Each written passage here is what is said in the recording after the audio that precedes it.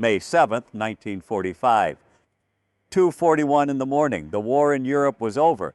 The German general who had just signed the surrender expected one thing before he left that building: a handshake, the kind soldiers give each other when the fighting stops. It costs nothing. It means everything. Dwight Eisenhower, the supreme commander who had just directed the liberation of Western Europe, refused. He kept his hands at his sides. He looked the German straight in the eye, and he said two words. That is all. He never fully explained why. Not directly, not in any speech, not to the press, but the answer exists. And it begins not in that schoolhouse, but in a place called Ohrdruf, 3 weeks earlier. And what Eisenhower saw there changed everything. To understand why Eisenhower refused, you have to go back 3 days, back to when the Germans still believed they could win something. April 30th, 1945. Berlin was burning. Soviet shells had been falling on the city for 2 weeks. The streets were rubble. The air smelled of smoke and death. Somewhere beneath the Reich Chancellery, in a concrete bunker 50 feet underground, Adolf Hitler put a pistol to his head and pulled the trigger. The man who had started all of this was gone, and the world assumed the war was over. It wasn't. Within hours of Hitler's death, a new German government was forming. Not in Berlin. Berlin was gone, but in Flensburg, a small port city near the Danish border, as far from the Russians as you could get and still be in Germany. The man taking power was Grand Admiral Karl Dönitz. He was 54 years old, sharp-faced, precise, the architect of Germany's submarine warfare that had nearly strangled Britain in the early years of the war. He was not a fanatic. He was not a dreamer. He was a cold, calculating man who looked at the situation with clear eyes and saw one thing: an opportunity. Dönitz understood that Germany had lost the war. He wasn't delusional, but he believed, genuinely believed, that Germany still had cards to play. He still commanded hundreds of thousands of soldiers. He still had a functioning government. And most importantly, he understood something about the Allies that he thought he could exploit. They were not one thing. They were two, the Americans and British on one side, the Soviets on the other. And between those two worlds, there was a fault line, an ideological chasm that Dönitz believed he could crack open wide enough to slip through. His plan was simple, ruthless, and almost clever enough to work. Surrender to the West, keep fighting the East, make the Americans choose between letting Germany bleed the Soviets or accepting a partial peace. If he could buy even 2 or 3 weeks, he could move entire German armies across to the Western lines, out of Stalin's reach, into American captivity, preserved for whatever came next. Dönitz called for his man, General Alfred Jodl. Jodl was 55 years old, born in Bavaria, trained from youth to be a soldier in the precise, methodical Prussian tradition. He had served in the First World War, survived it, and emerged believing that military discipline and strategic brilliance were the highest virtues a man could possess. He was not wrong that he possessed them. For 6 years, Jodl had been Hitler's chief of operations, the mind behind the military machine. When Hitler wanted a plan, Jodl built it. When Hitler wanted options, Jodl provided them. He had helped design the invasion of France, the assault on the Soviet Union, the strategy that had brought Germany to the height of its power, and then, piece by piece, watched it all collapse. He had also been at the center of orders that had nothing to do with military strategy. Orders issued through the command structure he served to execute Soviet political officers taken prisoner. Orders that violated the laws of war. Orders that would one day be read aloud in a courtroom in Nuremberg while Jodl sat in the defendant's box. But in the first days of May 1945, Jodl was not thinking about Nuremberg. He was thinking about negotiation. Dönitz gave him his instructions. Go to the Allied headquarters, talk to Eisenhower, buy time, be reasonable, be professional, be the kind of officer that the Americans could respect. Find common ground, soldier to soldier, general to general. Make them understand that the real enemy was not Germany, it was communism. It was Stalin, make them see that a deal was possible. Jodl believed he could do this. He packed his bags. He put on his finest uniform. He adjusted his monocle, that small glass circle that had become almost a trademark, a symbol of Prussian precision and cool superiority. He straightened the Iron Cross at his throat. He walked out like a man going to a meeting of equals. He had no idea what was waiting for him. The supreme headquarters of the Allied Expeditionary Force, SHAF, had been established in a technical school in Reims, a cathedral city in northeastern France, about 80 miles from Paris. It was not a glamorous location. It was a school. The hallways smelled of chalk and old wood. The war rooms had been classrooms. The great table where the surrender would eventually be signed had been a ping-pong table, requisitioned and covered with a green cloth. And somewhere in this building, behind a closed door, was the Supreme Commander himself, Dwight D. Eisenhower. Eisenhower was 54 years old. He had grown up poor in Abilene, Kansas, the son of a family that believed in hard work, plain speech, and the futility of war. He had gone to West Point not out of military passion, but because it was a free education, and his family could not afford any other kind. He had spent most of his military career behind a desk. He had watched the First World War from the inside of American training bases, never reaching the front. Under MacArthur in the Philippines, he had learned patience the hard way, working for a man who considered himself a god and treated his subordinates accordingly. When the Second World War came, Eisenhower rose fast, from colonel to five-star general in just over 3 years. It was a speed that brought enormous pressure, enormous expectation, and enormous scrutiny. He had made mistakes. In the autumn of 1944, Operation Market Garden, the ambitious Allied push into the Netherlands, had failed partially because of the decisions made at his level.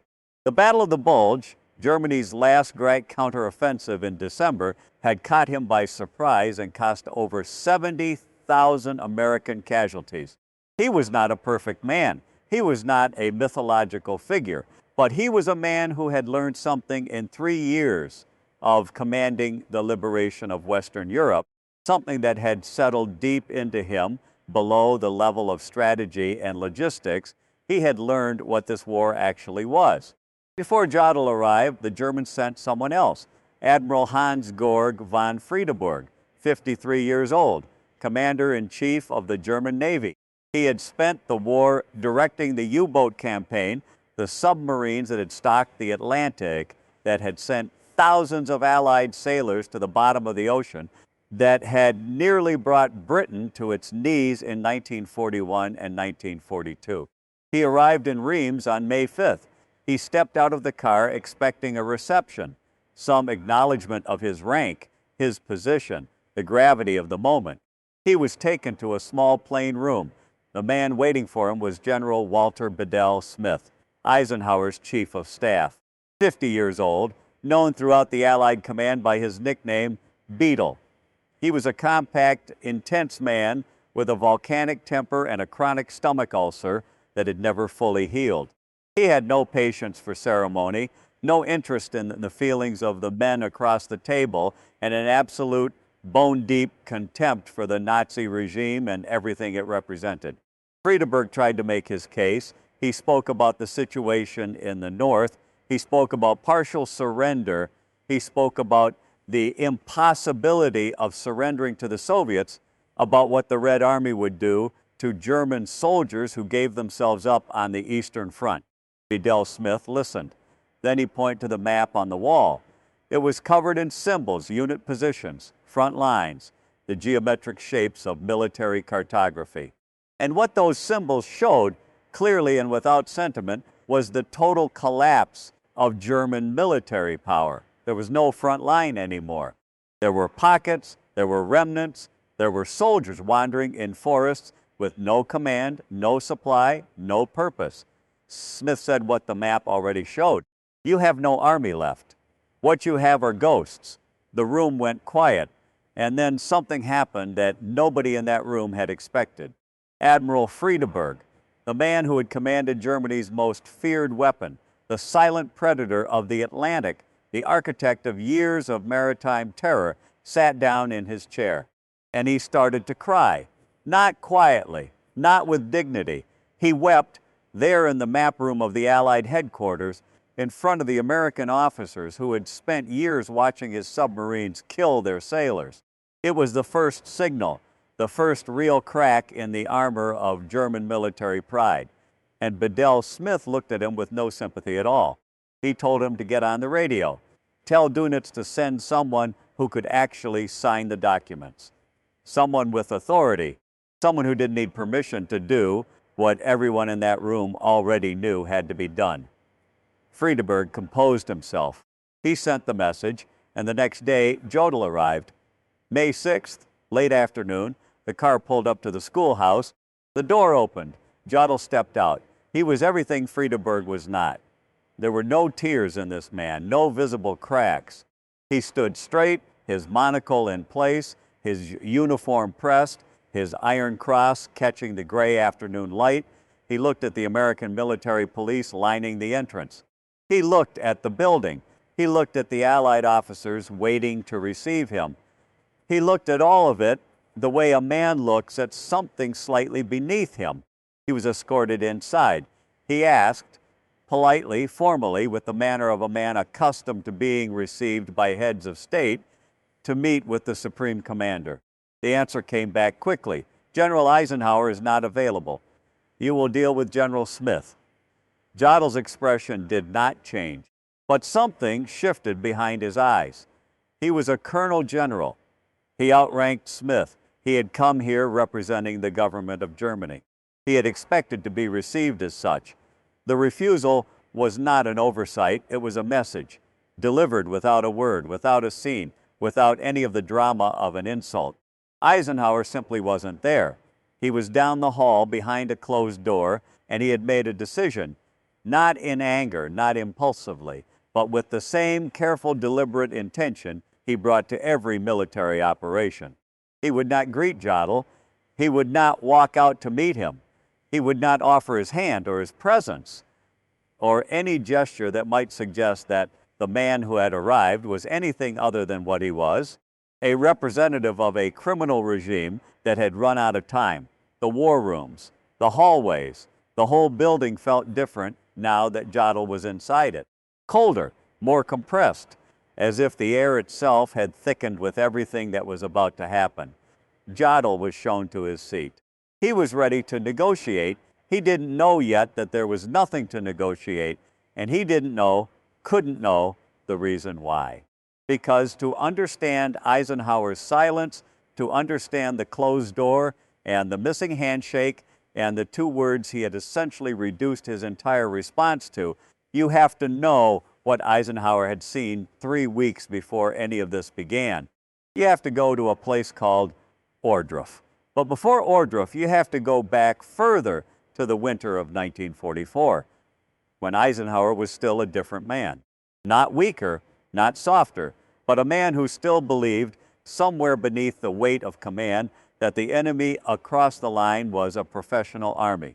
Soldiers doing what soldiers do, fighting for their country, following their orders, operating by some shared code that separated war from murder.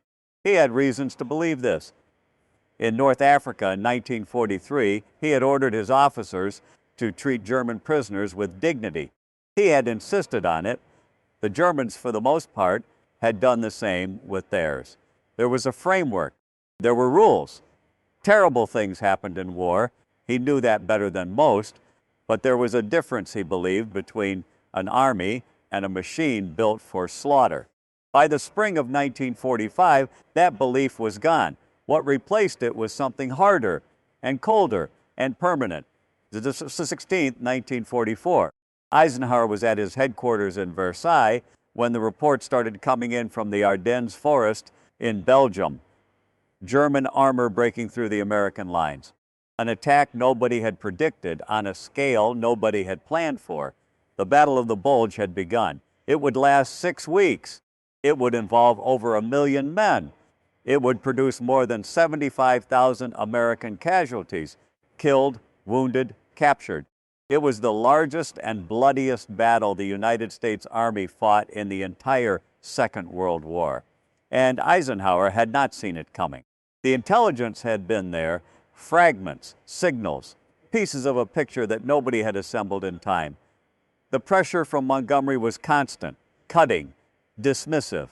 The French were demanding the defense of Strasbourg, regardless of military logic. Patton was pushing for a breakout in a completely different direction. Everyone wanted something different, and Eisenhower, standing at the center of all of it, had to make decisions that would determine who lived and who died. He made the right calls ultimately. The bulge was contained. The Germans were pushed back. By late January 1945, the line had been restored and the Allied advance was resuming. But those 6 weeks had cost him something, the last of his patience, the last of any residual notion that there was honor to be found somewhere in the regime he was fighting. Because during the Battle of the Bulge, word had come through of what German SS troops had done near the Belgian town of Malmedy. More than 80 American prisoners of war, captured soldiers, unarmed, in a field, lined up and shot, not in the heat of battle, not by accident, deliberately, systematically, in violation of every law of war that had ever been written. Eisenhower read the report. He set it down. He didn't say much. The men around him said he went very quiet for a long time. That was December. April was still coming. April 4th, 1945. American forces of the 4th Armored Division were pushing through central Germany when they came to a small town called Ohrdruf in the state of Thuringia. Outside the town was a camp. The soldiers who entered it first were young men, most of them in their 20s, some younger. They had fought across France and Belgium and into Germany. They had seen death. They thought they understood what war looked like. They were not prepared for Ohrdruf. The camp was a sub-camp of Buchenwald, part of the vast network of facilities that the Nazi regime had constructed across occupied Europe for the systematic destruction of human beings. Ohrdruf had been used as a forced labor site. Its prisoners worked to the point of death and then killed when they could no longer work. When the American soldiers walked through the gate, they found bodies. Not the bodies of men who had fallen in battle, not the dead of a military engagement. They found stacks of human beings, arranged like objects, like lumber, men who had been starved to literal skeletons and then shot when the Germans realized the Americans were coming.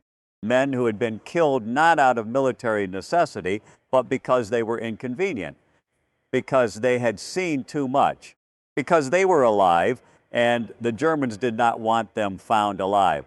The soldiers who entered that camp, young American men from Kansas and Ohio and Georgia and California, many of them stopped walking.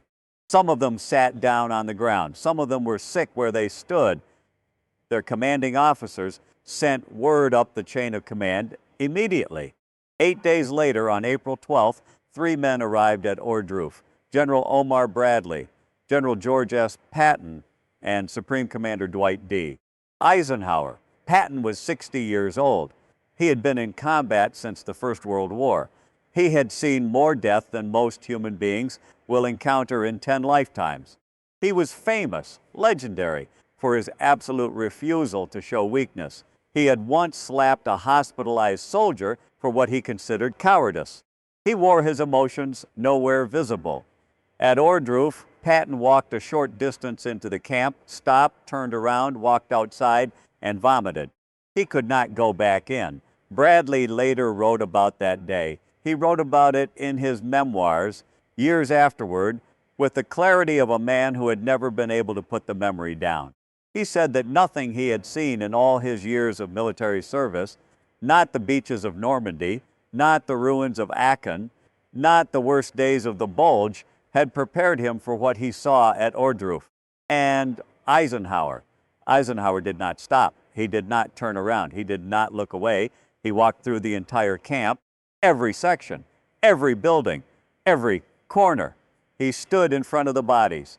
He looked at the faces of the survivors, the men who had somehow still been breathing when the Americans arrived, men who weighed less than 100 pounds, men whose eyes held something that went beyond suffering into a place that had no name.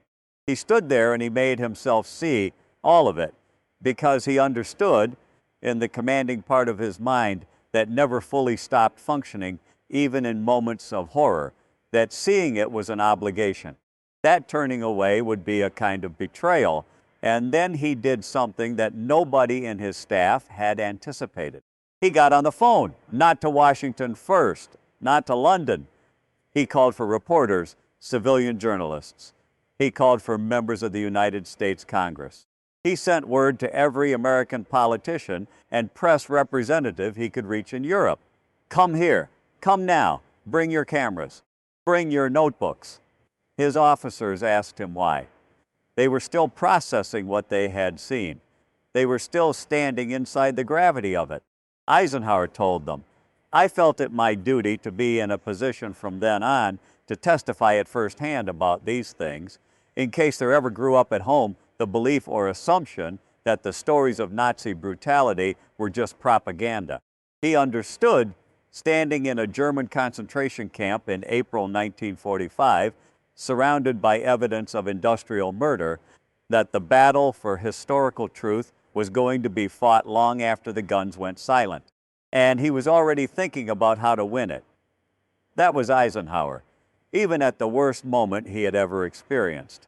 Even with the smell of death around him and the faces of the dead in front of him. Still thinking, still planning, still fighting, and then later that same day, a message arrived. President Franklin Delano Roosevelt was dead. He had died that morning at his retreat in Warm Springs, Georgia, a cerebral hemorrhage. He had been sitting for a portrait when it happened. He was 63 years old. Roosevelt had been Eisenhower's commander-in-chief for the entirety of the war. He had been the man who had selected Eisenhower from among dozens of senior generals to command the Allied forces in Europe.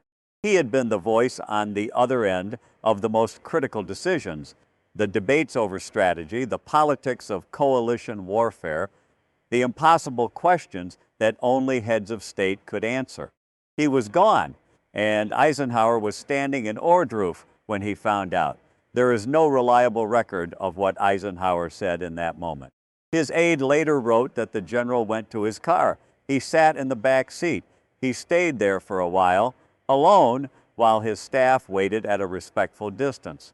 Whatever passed through his mind in those minutes was his own. Then he got out of the car. He went back to work. But something had closed in him that day. Something that had been, if not open, then at least partly permeable. Some capacity for the kind of professional courtesy that generals extend to other generals, regardless of what side they fight on, had shut. Not in rage, not in grief, in a kind of absolute clarity. He knew now with a certainty that could not be argued with and could not be softened exactly what the Third Reich was. Not an enemy army operating under misguided ideology, not a nation that had made terrible choices under a terrible leader. A machine built deliberately, operated deliberately, for the deliberate destruction of human beings on a scale that had no precedent in history. And Alfred Jodl had helped build that machine. It took 3 more weeks for Germany's final collapse to arrive at Eisenhower's door. In those 3 weeks, American, British, French, and Soviet forces swept through the remaining German defenses like water through paper. Cities fell. Armies surrendered piecemeal. The map that Bedell Smith would eventually show to Admiral Friedeberg, the one covered in the symbols of total German military failure, was drawn day by day in those final weeks of April and early May. On May 5th, Friedeberg arrived in Reims and wept. On May 6th, Jodl arrived in Reims and did not weep. He walked into the Allied headquarters with his monocle and his Iron Cross and his Prussian bearing, and his plan to negotiate a partial surrender that would save German forces from Soviet captivity. He sat down across from Bedell Smith. He laid out his proposal carefully, professionally. The language was diplomatic, measured. He spoke about the practical difficulties of ordering a total ceasefire on all fronts simultaneously. He spoke about the fear of German soldiers facing the Red Army. He asked for 48 hours, just 48 hours, to communicate the surrender terms to all German units in an orderly fashion. What he didn't say, what he didn't need to say, because as everyone in the room understood it, was that those 48 hours were not about communication. They were about movement. 48 hours was enough time to shift entire divisions westward, enough time to move hundreds of thousands of German soldiers out of Soviet reach and into American captivity, enough time to preserve, essentially, a significant portion of what remained of the German military machine. Dönitz had sent Jodl here with a precise objective, not to end the war, to shape what came after it. Bedell Smith listened to all of it. He let Jodl finish. Then he stood up from the table, walked down the hall, and went into Eisenhower's office. He told Eisenhower what Jodl was proposing. Eisenhower was standing by the window. He had been awake for most of the past 48 hours. His eyes were heavy, his jaw set in that particular way his staff had learned to read. Not anger exactly, but the absolute compression of a decision already made. He didn't pace, he didn't deliberate. He told Smith what to say. Smith walked back into the room. He didn't sit down. He stood at the end of the table. He looked at Jodl and he delivered Eisenhower's answer. No delays, no phases, no 48 hours. The Supreme Commander's terms are unconditional surrender on all fronts, east and west, simultaneously. You will sign tonight, or you will not sign at all. Jodl leaned forward. He began to explain again the logistical challenges, the communication difficulties, the humanitarian concern for German soldiers facing Soviet. Smith put his hand flat on the table. The sound stopped Jodl mid-sentence. If you do not sign, General Eisenhower will order the western lines closed completely. No German soldier will be permitted to cross into Allied-held territory. No German soldier will be accepted as a prisoner of war by American or British forces. They will be turned back. And we will stop accepting German civilian refugees. The room was absolutely silent. Jodl sat very still. He was a brilliant man. He understood immediately and completely what had just been said to him. Millions of German civilians were moving west. Entire populations, men, women, children, the elderly, fleeing the advancing Soviet forces, trying to reach American lines where they believed they would be safe.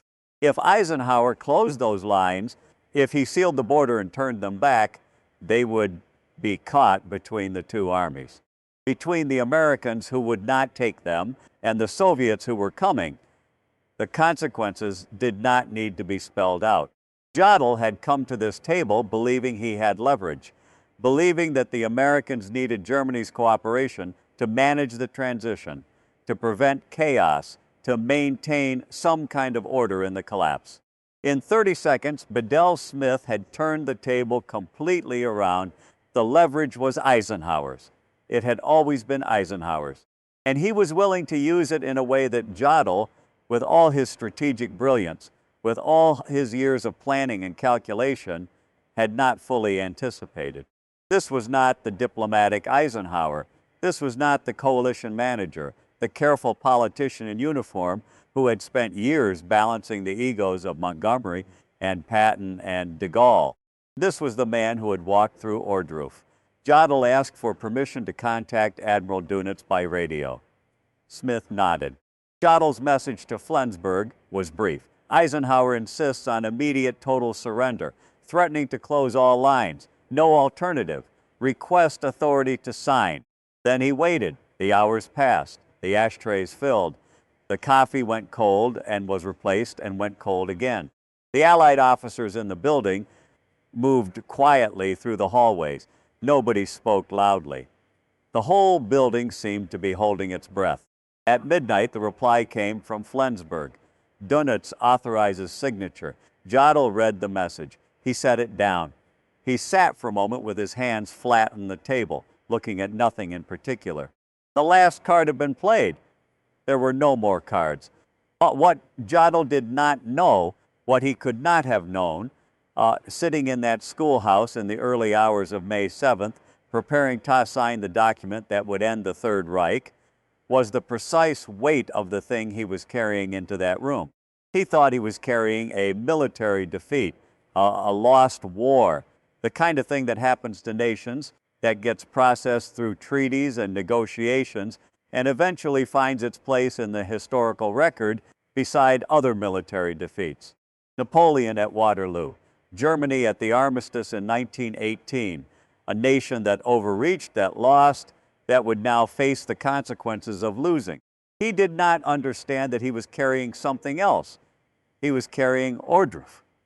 He was carrying the faces that Eisenhower had made himself look at 3 weeks earlier, the bodies arranged like objects, the survivors with their hollow eyes, the smell that the American soldiers who had entered the camp first said they could never fully get out of their minds, no matter how many years passed.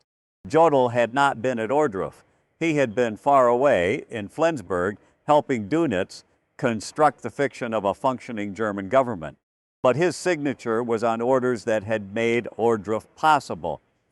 The command structure he had served, the regime he had operated within, the war he had directed, it had all led to that camp and to every camp like it across the occupied territories of Europe. He was walking down the hall to sign his name, and Eisenhower was waiting in his office at the end of that hall. Not with brandy, not with a handshake, with 2 questions and a dismissal. The most powerful statement Eisenhower would make that night, or perhaps in his entire military career, was not anything he said. It was what he refused to do. 2:41 in the morning, May 7th, 1945. The schoolhouse in Reims was quiet in the way that only very large moments can make a place quiet. Not the absence of sound, something deeper than that, the kind of stillness that settles over a room when everyone in it understands that what is about to happen will not happen again, that this specific convergence of people and place and history exists only once and then becomes the past forever. The lights were bright. Cameras had been brought in. Reporters stood on chairs along the walls, craning forward, notebooks open. Allied officers lined the edges of the room in their dress uniforms. American, British, French, Soviet. The flags of 4 nations hung behind the table. And in the center of all of it, that table, that ordinary schoolroom table, covered with a green cloth holding a few sheets of paper that together were called the Act of Military Surrender. It was not a long document. It did not need to be. The language was plain and absolute. All forces under German control to cease active operations. All forces to remain in their current positions.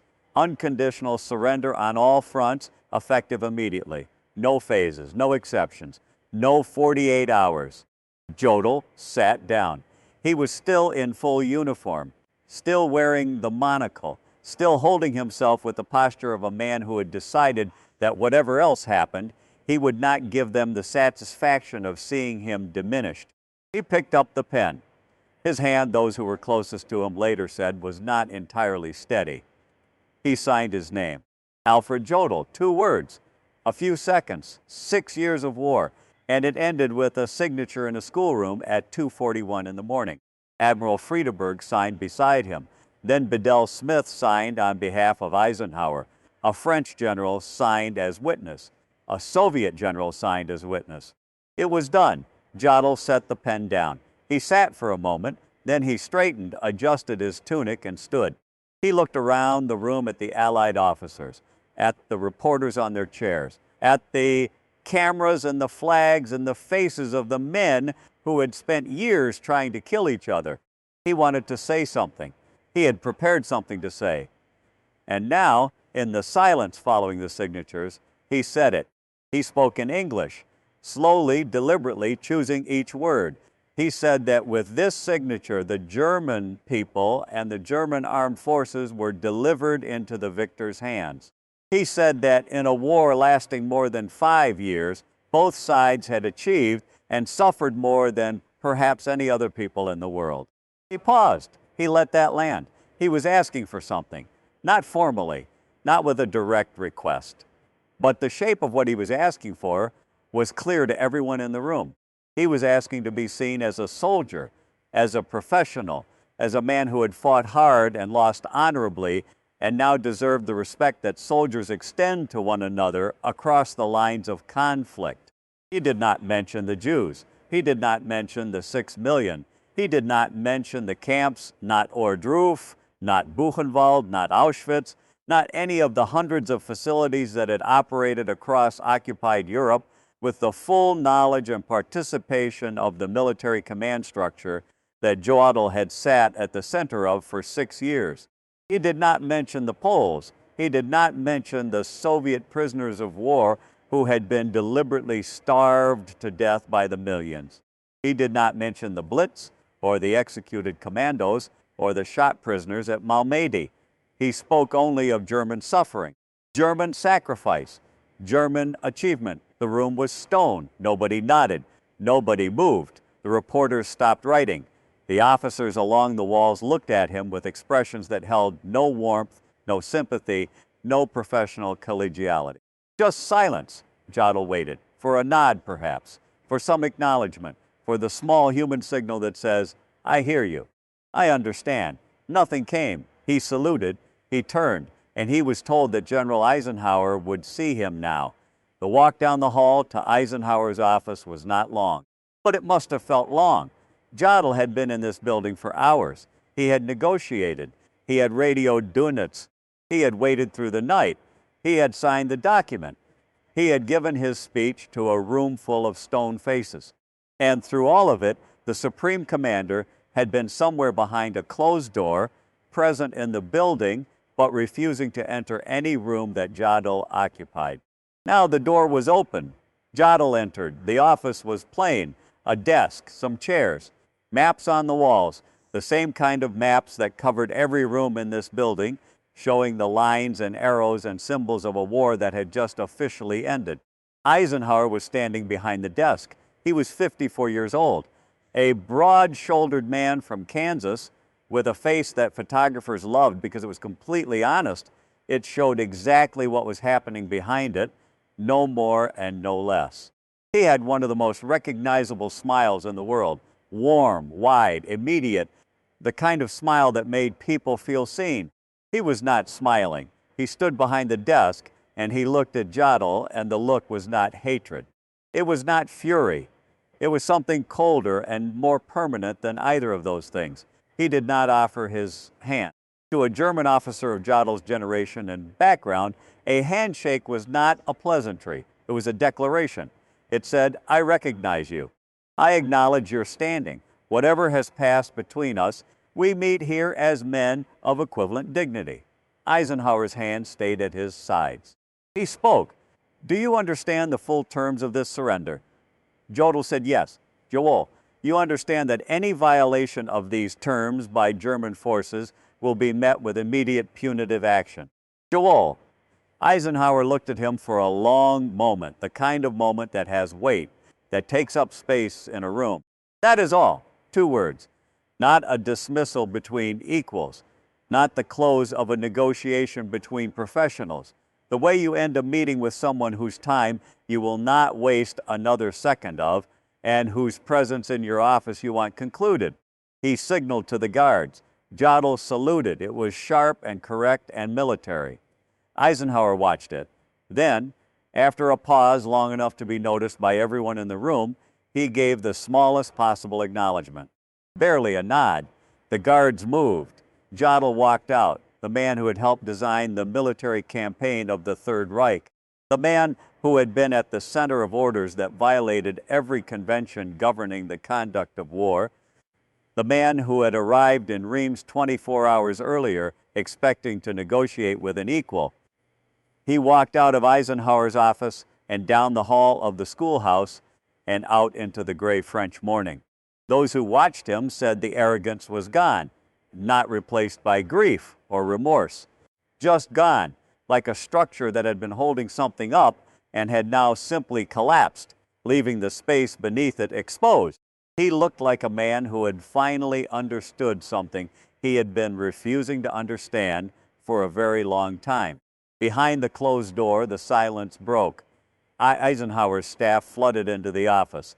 the tension of the past 24 hours released all at once in handshakes and embraces and voices raised for the first time without having to be careful about what they said.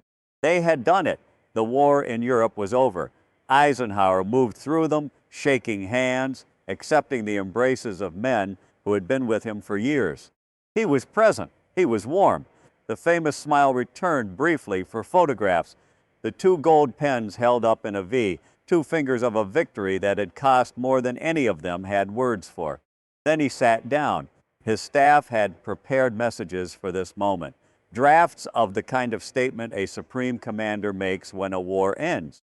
The language they had written was suitably grand, words about freedom and sacrifice, about the forces of light overcoming darkness, about the triumph of democracy over tyranny. Eisenhower read them. He shook his head. He took a piece of paper. He wrote one sentence. The mission of this Allied force was fulfilled at 2241 local time, May 7th, 1945. Not we have won, not freedom has triumphed, not the armies of democracy have prevailed. The mission was fulfilled, past tense, factual, precise. The language of a report from a man who understood that what had just been accomplished was too large and had cost too much to be dressed up in the language of celebration. 60 million people were dead. The world had spent 6 years consuming itself. Entire nations had been erased. Entire peoples had been systematically murdered. Cities that had stood for centuries were rubble. Families on every continent were missing sons and husbands and fathers who would never come home. And Eisenhower, sitting at his desk in Reims at 3 in the morning, wrote 8 words, because 8 words were all that honesty allowed. What happened to the men in that room? Admiral Hans-Georg von Friedeburg, the man who had cried in front of Bedell Smith on May 5th, made it 17 days past the surrender.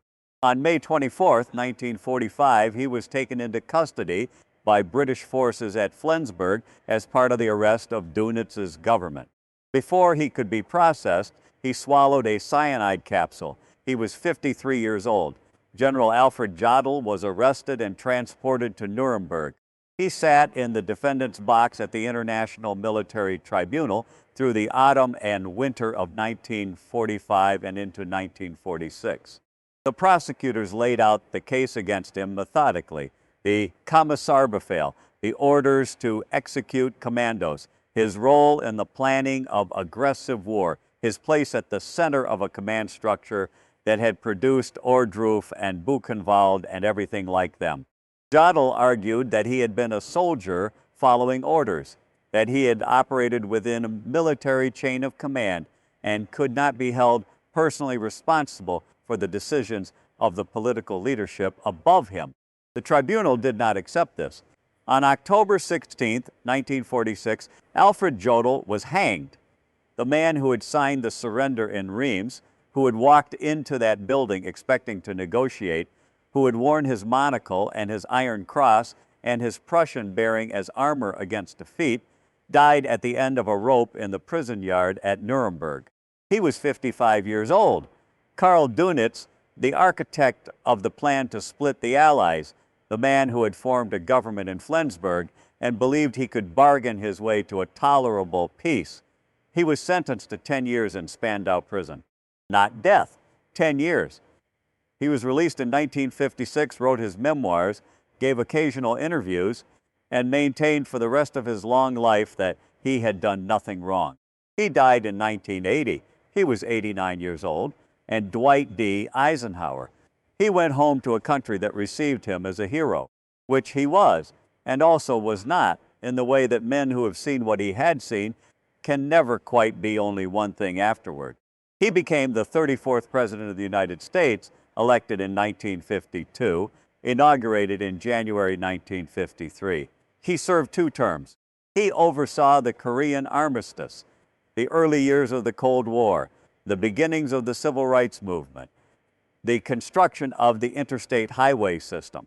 And then, on January 17, 1961, 3 days before he left office, he sat in front of a television camera and delivered a farewell address to the American people. He spoke about many things: But the part that history remembered, the part that people are still quoting 60 years later, was a warning. A warning from a five-star general, the supreme commander of the Allied forces that had just defeated the most militarized nation in modern history, about the danger of exactly what he had commanded. He warned about what he called the military-industrial complex, the growing relationship between the defense industry and the government, the way that the machinery of war had embedded itself into the economy, into politics, into the fabric of American life in ways that might prove impossible to reverse. Be vigilant, he told the American people, because the potential for the disastrous rise of misplaced power exists and will persist. A soldier warning his country about soldiers, a general who had won the greatest military victory of the 20th century, standing up on his last day in power to say, be careful about power. It was perhaps the most honest thing any American president has ever said on his way out the door. Eisenhower never publicly explained why he refused to shake Jodl's hand. He was asked about it in the years afterward. He deflected. He moved on to other questions. He didn't construct a speech around it or write about it at length in his memoirs. But there is a letter written to his wife Mamie in the days following the surrender. In it, he wrote words to the effect that he had seen things he could not yet describe, and that the weight of them was not something he knew how to put down. That was all. No grand statement, no moral declaration, no careful construction of the historical meaning of what he had done and why. Just a man writing to his wife, telling her he was tired in a way that didn't have a name. Here is what the handshake would have meant. If Eisenhower had extended his hand to Alfred Jodl, if he had walked out of his office, greeted the German general in the hallway, offered the traditional soldier's gesture of professional respect, it would have said something. It would have said that war is a game that nations play, and when the game ends, the players shake hands and go home. It would have said that the men who had planned and directed the most destructive military campaign in history were, at bottom, professionals doing a job, and that when the job was done, they deserved the same courtesies any professional receives. It would have erased Ohrdruf, not literally, not from history, but from the moral ledger of that moment. Eisenhower refused, not in anger. He was not an angry man by temperament. The men who knew him best, who worked beside him through the worst years of the war, said that his defining characteristic was not passion, but clarity, the ability to see a situation as it actually was, stripped of what he wished it were, and to act accordingly. What he saw clearly standing in his office in Reims at 2:41 in the morning on May 7, 1945, was this: the war had not been a game. The men who had run it on the German side had not been professionals operating within acceptable limits.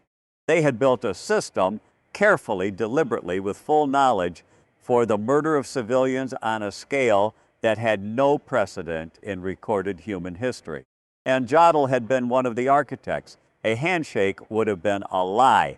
And Eisenhower, whatever his flaws and failures and limitations as a commander and a man, was not willing to tell that particular lie. So he kept his hands at his sides, and in doing so, he said something that no speech could have said as clearly, that there are moments when the ordinary courtesies of civilization do not apply, not because we have abandoned civilization, but because civilization itself demands that we recognize when it has been violated at a level that puts it beyond the reach of ordinary courtesy, that some things cannot be shaken hands over, that some things require us to simply stand still and look clearly at what is in front of us and refuse to pretend otherwise. The schoolhouse in Reims still stands. The room where the surrender was signed has been preserved. The table is there. The flags are there. The maps are still on the walls, still showing the positions of armies that no longer exist in a war that ended before most of the people alive today were born.